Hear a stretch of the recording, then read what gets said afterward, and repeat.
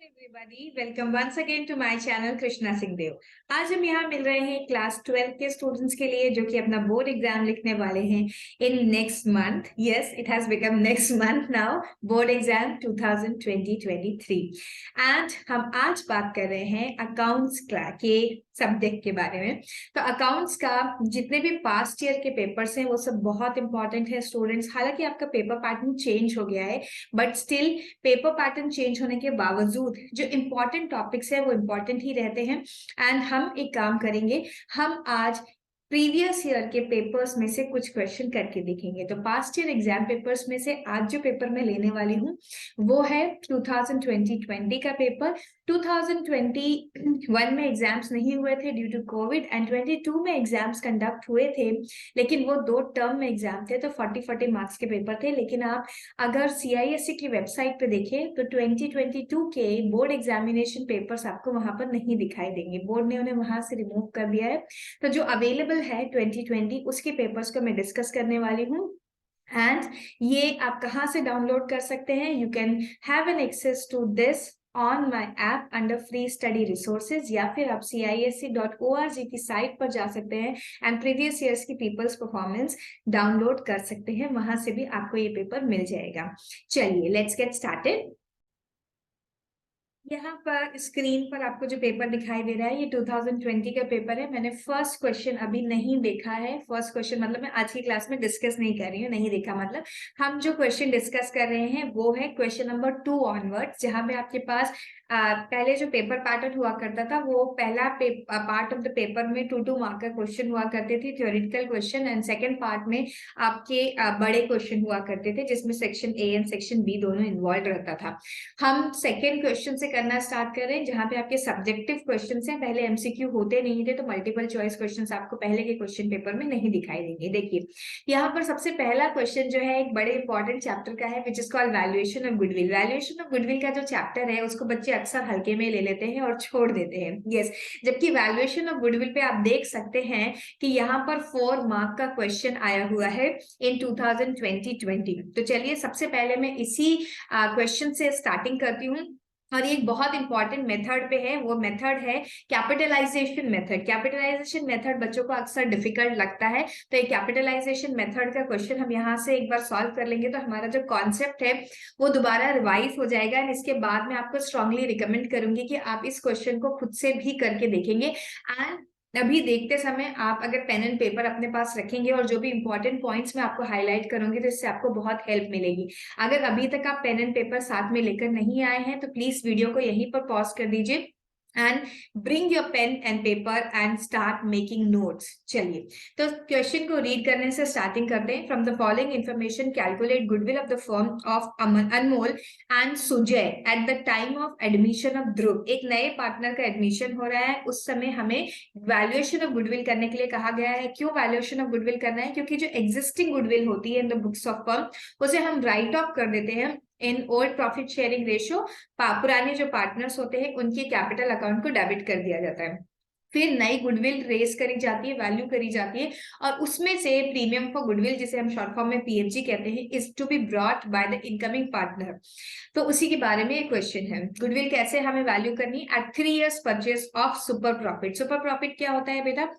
Normal profit minus जो normal rate of return होती है बिजनेस की वो माइनस एवरेज प्रॉफिट अगर हम करते हैं तो हमारे पास सुपर प्रॉफिट निकल के आता है on the basis of capitalization of profit. Okay, 3 years purchase of profit बोला है एक, और सेकेंड पार्ट में बोला है कैपिटलाइजेशन ऑफ सुपर प्रॉफिट। दो क्वेश्चन आपसे पूछ लिए, आपसे मतलब 2 बातें पूछ ली गई है। फिर बोला है actual average profit of the firm of past 3 years for 25,000। Normally हम जब बुक के क्वेश्चन देखते हैं तो वहां पर हमें एवरेज प्रॉफिट भी निकालना होता है, बट इस क्वेश्चन में क्योंकि ये 4 ही मार्क का क्वेश्चन था उतना डिटेलिंग नहीं दी गई है, आपको एवरेज प्रॉफिट क्वेश्चन ने खुद निकाल कर दे दिया है। And normal rate of return जिसे हम NRR बोलते हैं इस 10%। नॉर्मल रेट ऑफ रिटर्न क्या होता है? नॉर्मल रेट ऑफ रिटर्न मतलब इतनी ही कैपिटल अगर किसी और बिजनेस में एम्प्लॉय करी जाती तो कितना हमें रिटर्न मिलता है, जिसे हम बोलते हैं रेट ऑफ रिटर्न। तो नॉर्मल रेट ऑफ रिटर्न कितना है, उससे हमारा बिजनेस कितना ज्यादा कमा लेता है, अगर हम वो निकाल पाएंगे तो हम क्या फाइंड आउट कर पाएंगे? We will be able to find out that how much is the super profit for our business. अब यहाँ पर जो सबसे इंपॉर्टेंट बात होगी, आपको कैपिटल एम्प्लॉयड का फॉर्मूला याद होना चाहिए। देखिए कैपिटल एम्प्लॉयड का फॉर्मूला दो जगह पर आपको काम आता है। एक तो यहाँ पर इस चैप्टर में वैल्यूएशन ऑफ गुडविल, और दूसरा जब आप रेशियो एनालिसिस करते हैं वहां पर भी आपको कैपिटल एम्प्लॉयड का फॉर्मूला जरूर से आना चाहिए, क्योंकि बहुत सारे रेशियोज में लास्ट वाले जो डिफिकल्ट रेशियोज है वहां पर इसकी इंपॉर्टेंस रहती है। चलिए, तो मैं इसको सॉल्व करने की अप्रोच ये रखूंगी कि ये पीपल्स परफॉर्मेंस से यहाँ पर आंसर भी दिए रहेंगे।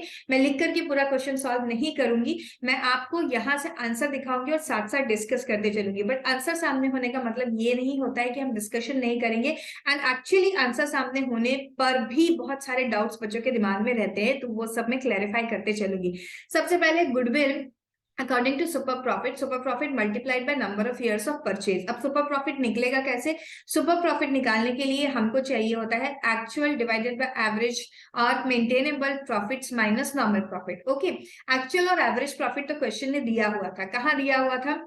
क्वेश्चन है हमें एक्चुअल प्रॉफिट दिया हुआ था, नॉर्मल प्रॉफिट जिसे एवरेज प्रॉफिट जिसे बोला जाता है, ये देखिए यहाँ पर दिया हुआ था आपको पॉइंट नंबर 2 में दिया गया था। पॉइंट नंबर 2 का जो ए पार्ट है कि 25,000 रुपए का actual average profit of the firm था। अब हमें ये पता होना चाहिए कि सुपर प्रॉफिट कितना निकलेगा। तो सुपर प्रॉफिट निकालने के लिए हम निकालेंगे कि एवरेज प्रॉफिट या actual profit minus normal profit कितना है।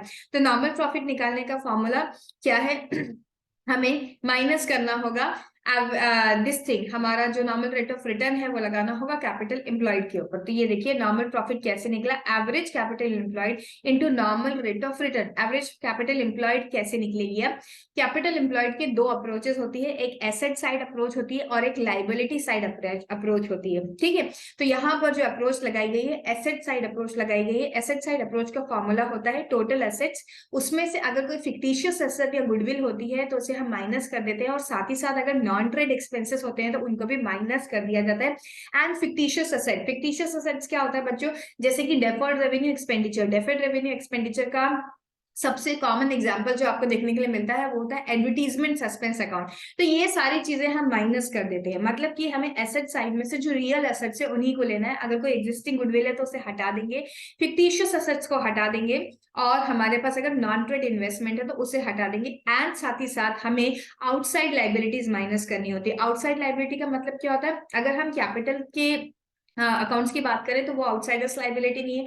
अगर हम रिजर्व्स एंड सरप्लसेस की बात करें तो वो भी आउटसाइड लाइबिलिटी नहीं है। कैपिटल अकाउंट्स हो सकते हैं, करंट अकाउंट्स हो सकते हैं, एंड रिजर्व्स एंड सरप्लसेस जैसे कि जनरल रिजर्व, आईएफआर, डब्ल्यूसीआर हो सकते हैं, वो आउटसाइड लाइबिलिटी नहीं है। आउटसाइड लाइबिलिटी है जैसे कि क्रेडिटर्स, बैंक लोन्स या बिल्स पेबल वगैरह। तो बैलेंस शीट में जाके हम देखते हैं कि हम कैपिटल एम्प्लॉयड कैसे निकालेंगे इस क्वेश्चन के लिए। देखिए बैलेंस शीट में क्या क्या इंफॉर्मेशन दी हुई है। बैलेंस शीट में हमारे पास यहाँ पर प्लांट एंड मशीनरी है, लैंड एंड बिल्डिंग है, ये हमें नहीं लेना है। व्हाई? बिकॉज ये इन्वेस्टमेंट कैसा इन्वेस्टमेंट है ये देखिए लिखकर बताया गया है, नॉन ट्रेड इन्वेस्टमेंट। तो टोटल एसेट्स में से हम non trade investment, fictitious assets and goodwill को हटा देते हैं।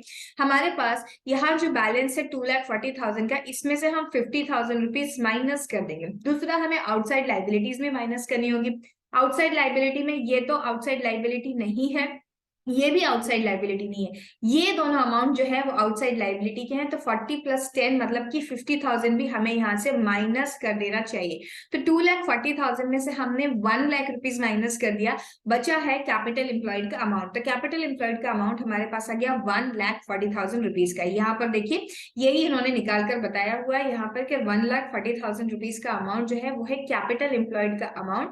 सो उस पे हमने 10% निकाला तो हमारा क्या आया? नॉर्मल प्रॉफिट आया। इसके ऊपर 10% जो है अप्लाई कर दिया गया तो हमारे पास आया नॉर्मल प्रॉफिट। अब सुपर प्रॉफिट जो होता है, सुपर प्रॉफिट होता है एवरेज या एक्चुअल प्रॉफिट, ये है एक्चुअल प्रॉफिट और ये है नॉर्मल प्रॉफिट। ओके, तो हमारा एक्चुअल प्रॉफिट नॉर्मल प्रॉफिट से कितना ज्यादा है उसे हम अगर निकालेंगे तो हमारे पास आएगा सुपर प्रॉफिट जो कि 11,000 है। बट यस, मिस्टेक मत करना, this is your super profit. हमें गुडविल निकालनी है ना कि सुपर प्रॉफिट। तो number of years of purchase से हमें से मल्टीप्लाई करना पड़ेगा। Number of years of purchase question ने दिया हुआ था 3 ईयर्स है number of years of purchase, तो ये हमने 3 से मल्टीप्लाई कर दिया तो आ गया हमारा आंसर 33,000 रुपीज। तो ये हो गया हमारे क्वेश्चन का फर्स्ट पार्ट। जहां तक मुझे लगता है 2 पार्ट में आपसे क्वेश्चन पूछा गया तो 2-2 नंबर का 1 होना चाहिए, तो 2 मार्क्स हमको यहाँ पर मिल जाएंगे। अब हमसे जो दूसरा पार्ट ऑफ क्वेश्चन पूछा था वहां पे capitalization of super profit method बोला था। कैपिटलाइजेशन ऑफ सुपर प्रॉफिट में हम सुपर प्रॉफिट को लिखते हैं जो कि हमने मेथड नंबर 1 में कैलकुलेट किया था, और उसे एनआरआर के रेसिप्रोकल से मल्टीप्लाई करते हैं। रेसिप्रोकल क्या मतलब कि नॉर्मल रेट ऑफ रिटर्न 10% है, तो हम 10% को कैसे लिखेंगे, 10 डिवाइडेड बाय 100, बट हम यहाँ पे रेसिप्रोकल कर देते हैं। रेसिप्रोकल करने के बाद जो हमारे पास आता है that is called your capital employ, जो आंसर आता है actually that is itself is a goodwill over here. Okay, तो ये देखिए सुपर प्रॉफिट कहाँ से आया, सुपर प्रॉफिट हमने यहाँ निकाला था 11,000 रुपीज, बस उसी को लिख दिया, एंड हमने normal rate of return divided by 100 कर दिया, रेसिप्रोकल कर दिया। तो नॉर्मल रेट ऑफ रिटर्न जो है हमने 100 डिवाइडेड बाय 10 कर दिया, रेसिप्रोकल कर दिया, या normal rate of return divided by 100 करना है। नॉर्मल रेट ऑफ रिटर्न का परसेंटेज आप लिखेंगे डिवाइडेड बाय 100, मतलब कि ये तो उन्होंने नॉर्मल लिखा हुआ है, इसका हमें रेसिप्रोकल करना है। रेसिप्रोकल मतलब 100 डिवाइडेड बाय, इसे ऐसा लिखना चाहिए था, इसे ऐसा लिखना चाहिए था। Okay, 100 divided by normal rate of return, हमारी नॉर्मल रेट ऑफ रिटर्न थी 10, तो 100 डिवाइडेड बाय 10 किया तो 1,10,000 रुपए का हमारे पास क्या है, capitalization of super profit method, यहाँ पर गुडविल ये आए। तो इतना डिफरेंस क्यों, कि goodwill is a subjective thing. Okay, तो गुडविल आपकी अलग अलग मेथड से सॉल्व करने पर अलग अलग आ सकती है। तो कभी ये मत सोचिए जैसे आप इकोनॉमिक्स पढ़ते हैं तो इकोनॉमिक्स में आप एक्सपेंडिचर मेथड लें या इनकम मेथड लें, दोनों ही केसेस में आपकी नेशनल इनकम एक ही आएगी, लेकिन यहाँ पर ऐसा नहीं होगा, अलग अलग मेथड अप्लाई करने पे गुडविल आपकी अलग अलग आ सकती है। ओके, तो ये देखिए हमारे पास capitalisation of super profit method से गुडविल जो आ रही है वो आ रही है 1,10,000 रुपीज, एंड सिंपल हमने जब सुपर प्रॉफिट मेथड अप्लाई किया तो हमारी जो गुडविल आ रही है वो है 33,000 रुपीज। सो बच्चों ये एक इंपॉर्टेंट क्वेश्चन था गुडविल का, जो कि हमने कहाँ से किया, हमने किया 2020 के पास ईयर पेपर में से हमने इसे सॉल्व किया है। Okay, so this is one of the important question जो आपको करना है। अब इसी का मैं सेकेंड पार्ट भी कर लेती हूँ। ये देखिए इस क्वेश्चन का एक और सब पार्ट था, ये क्वेश्चन था 4 नंबर के लिए, और उसका जो सब पार्ट था दूसरा ये था 8 नंबर के लिए। ये किस का क्वेश्चन था, अगर हम देखें तो ये क्वेश्चन था रिटायरमेंट का क्वेश्चन। ठीक है, 8 नंबर के लिए क्वेश्चन था। अभी की अगर हम सैंपल पेपर में देखें तो हमारी जो मार्किंग है, अभी हमारे पास 4 नंबर के क्वेश्चन है, 3 नंबर के क्वेश्चन है, हमारे पास 6 नंबर के क्वेश्चन है, और हमारे पास फिर डायरेक्टली 10 नंबर के क्वेश्चन है। ठीक है, तो हालांकि वो 10 को भी 8 and 2 में बाइफरकेट करके आ जाए तो हमें ये नहीं होना चाहिए, शॉक नहीं होना चाहिए, ऐसा भी हो सकता है। चलिए, तो इस तरीके का क्वेश्चन आने के पूरे चांसेस हैं। देखिए क्या पूछा गया है, Manoj, Hari and Karan are partner in a firm sharing profits and losses in the ratio 4:2:1। The balance sheet as at 31 March 2019 was as follows. तो सबसे पहले जब आप क्वेश्चन पढ़ते हैं आपका माइंड मैप ऐसे बनना चाहिए कि अच्छा हम रिटायरमेंट का क्वेश्चन कर रहे हैं, इसको करते समय हमें रिवैल्यूएशन अकाउंट बनाना होगा, हमें पार्टनर्स कैपिटल अकाउंट बनाना होगा, हो सकता है हमें बैलेंस शीट बनानी हो, तो हमें पार्टनर्स कैपिटल अकाउंट में क्या क्या ले जाना होगा। तो ये देखिए सबसे पहले गुडविल है, जो गुडविल है इसको राइट ऑफ करना होगा, सारे partners including the retiring partner के डेबिट साइड में हम लिख कर आएंगे। फिर हमारे पास जनरल रिजर्व है, ऑन द कॉन्ट्ररी अगर कुछ डिसाइड नहीं हुआ है तो general reserve has to be distributed, मतलब सारे पार्टनर से क्रेडिट में से डालना होगा। बस यहाँ से 2 ही बातें इंपॉर्टेंट थी। अब हमें नीचे पढ़ना होगा, Hari retired from the business on 1st April 2019 and the remaining partners decided to carry on business. The terms of retirement provided the following. Out of the total insurance premium paid, 7,000 to be carried as prepaid insurance. The amount was either earlier debited to profit and loss account. तो क्या हुआ, एक हमारे पास prepaid insurance था। Prepaid insurance जितने भी prepaid expenses होते हैं they are asset in the nature, और उसको हमने गलती से जाकर कहाँ लिख दिया था, हमने गलती से प्रॉफिट एंड लॉस अकाउंट में लिख दिया था। तो अब उसे हम करेक्ट करेंगे eight the time of retirement, हमें ये मिस्टेक पता चल गई है। तो ये एक तरीके की क्या है, ये प्रीपेड इंश्योरेंस, हमें इसका ट्रीटमेंट ऐसा देना होगा जैसे कि ये अनरिकॉर्डेड एसेट है। और आपको पता है अगर आपने रिवैल्यूएशन अकाउंट बनाया है तो रिवैल्यूएशन अकाउंट के क्रेडिट साइड में हम सारा फायदा लिखते हैं और इस तरफ नुकसान लिखते हैं। अगर आपने मुझसे पढ़ा है तो आपको पता होगा, मैं ये फायदा और नुकसान ये वर्ड बार बार यूज करती हूँ। तो इस तरफ मुझे लिखना है फायदा, क्योंकि मेरी एक एसेट जो मैंने पहले रिकॉर्ड नहीं करी थी अब मुझे पता चल गई है, तो उसे मुझे यहाँ पर लिखना है। तो इसे मैं रिवैल्यूएशन अकाउंट की कहाँ लिख लूंगी, क्रेडिट साइड में लिख दूंगी। Okay, now we have general reserve which is not to be distributed. अच्छा, मैंने आपको पहले ही बोला था अगर क्वेश्चन में ऐसा लिखा जाएगा कि general reserve is not to be distributed तो अलग ट्रीटमेंट होगा, अदरवाइज हमें अगर जनरल रिजर्व ऐसे ही दिखाई दे तो हमें क्या करना है, general reserve is to be distributed among all the partners. But यहाँ पे बोला है general reserve not to be distributed. अब क्या होगा, जो रिटायरिंग पार्टनर है क्या उसको उसका शेयर मिलेगा? डेफिनेटली रिटायरिंग पार्टनर को तो उसका शेयर देना ही पड़ेगा। और कौन देगा? गेनिंग पार्टनर, मतलब कि continuing partner. Hari is to be paid 24,400 in full settlement, मतलब कि यहाँ पर गुडविल की भी बात हो गई है। 24,400 मुझे ऐसा लगता है कि इसके अंदर ही गुडविल इंक्लूडेड होगा। ठीक है, you are required to prepare partners capital account. यहाँ पे से हमसे रिवैल्यूएशन अकाउंट पूछा नहीं गया, हालांकि ये 7,000 रुपीज रिवैल्यूएशन अकाउंट में जाना चाहिए और उसका गेन हमें दिखाना चाहिए। चलिए इसका आंसर हम देखते हैं कि किस तरीके से किया गया है। हमसे पूछा गया है partners capital account, okay, and हमें वर्किंग नोट में जरूर रिवैल्यूएशन अकाउंट बना करके दिखा देना चाहिए। यहाँ पे हालांकि बना हुआ नहीं है, एक दो लाइन का ही अकाउंट होगा वो, बट हम बनाकर दिखाएंगे। चलिए सबसे पहले हमने बैलेंसेस कॉपी कर लिए 16,000, 14,000 एंड 10,000। इनमें से कौन सा पार्टनर रिटायर हो रहा है? The retiring partner is Hari. Hari is getting retire. तो देखिए हमने सबके बैलेंसेस कॉपी कर लिए। अब उसके बाद हम यहाँ पर बाकी के एंट्रीज डालेंगे। Manoj capital and Karan's capital, what is this 1920 and 480? ये जो है ये हरी का शेयर इन जनरल रिजर्व है जो कि बाकी के पार्टनर्स देंगे। अब हरी का शेयर इन जनरल रिजर्व कैसे निकलेगा इसे मैं यहाँ पर करके बताती हूँ। जनरल रिजर्व का जो अमाउंट है ये देख सकते हैं आप, जनरल रिजर्व का अमाउंट है 8,400 एंड हरी का शेयर कितना है? हरी का शेयर है 2/7। सो 8,400 इंटू 2/7 जब हम करेंगे तो ये आता है 2,400। ऑल टुगेदर हरी को मिलना चाहिए 2,400, लेकिन ये 2,400 में से हम मनोज से कितना लेंगे और करण से कितना लेंगे, तो उनका रेशियो, मनोज का रेशियो एंड करण का रेशियो है 4:1।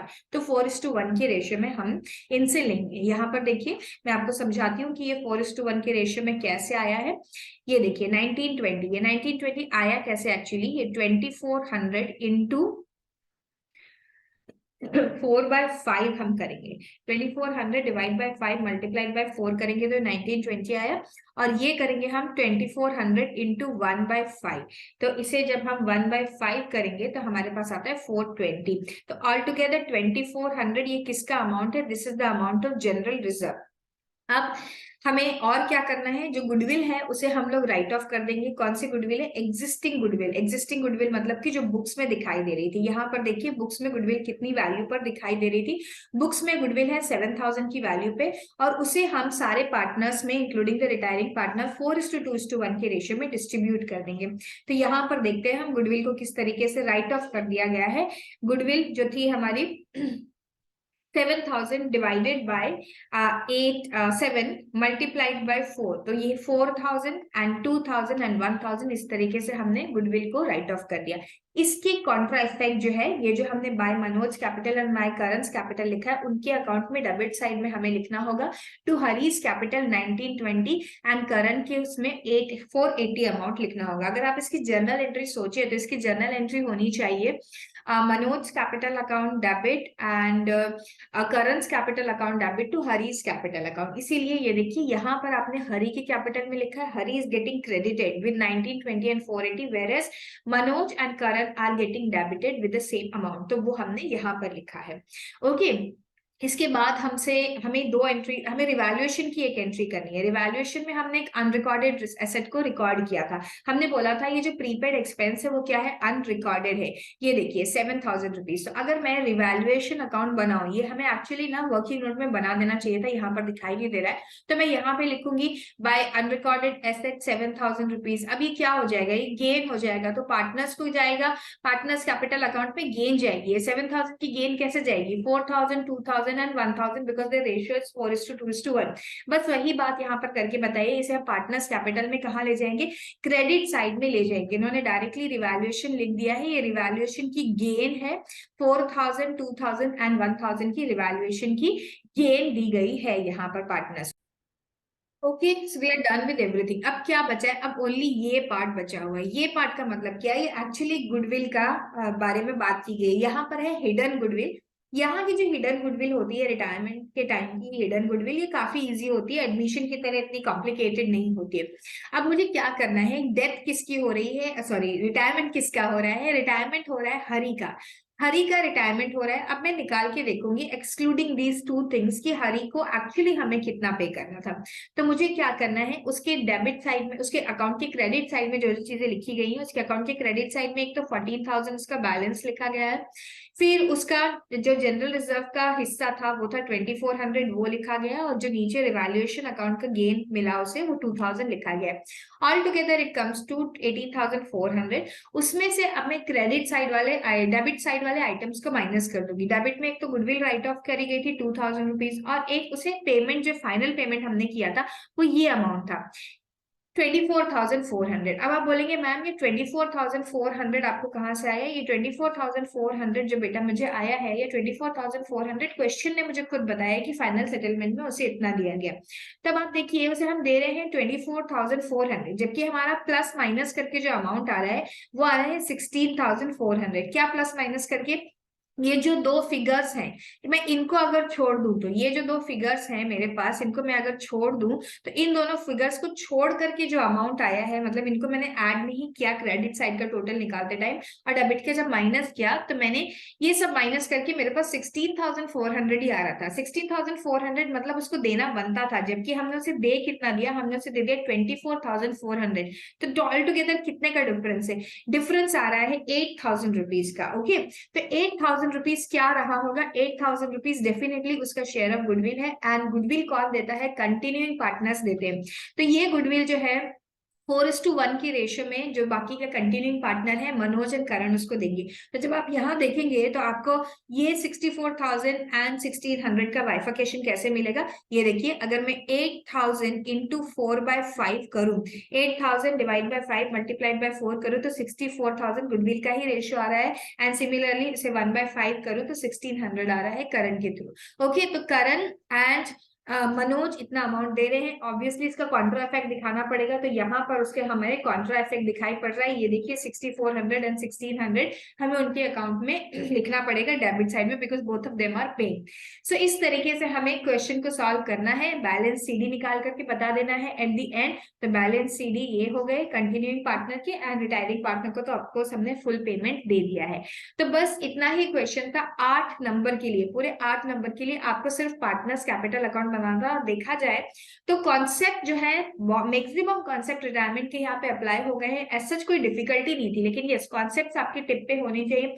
अगर कॉन्सेप्ट्स आपको याद नहीं है कि जनरल रिजर्व पेमेंट का अगर कंटिन्यू करते हैं तो किस तरीके से एंट्री पास होती है, या फिर हिडन गुडविल की एंट्री कैसे पास होती है, तो आपको ये क्वेश्चन करने में दिक्कत आएगी। Otherwise if you have done it enough number of time, अच्छी प्रैक्टिस है आपकी, तो आपको ये क्वेश्चन बहुत ज्यादा डिफिकल्ट नहीं लगेगा और आप इस क्वेश्चन को देखकर खुश हो जाएंगे।